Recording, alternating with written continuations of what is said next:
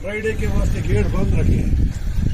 Okay जाते हैं ना, ओके हाँ वहाँ दाना है, उसमें दाना होता है, ओके ओके उनको दाना डालते हैं ना, फ्राइडे के लिए बंद रखे हैं।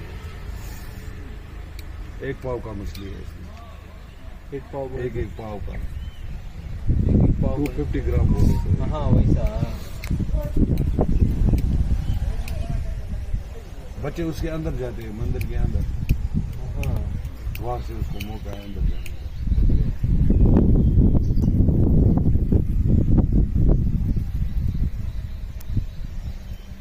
चलो निकलते।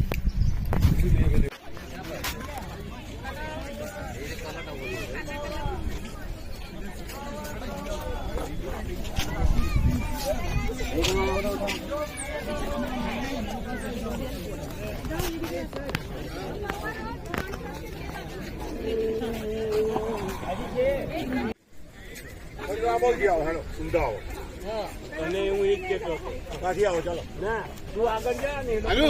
જવા દે હું એક કરતો હતો ને બીજું શું કરે તો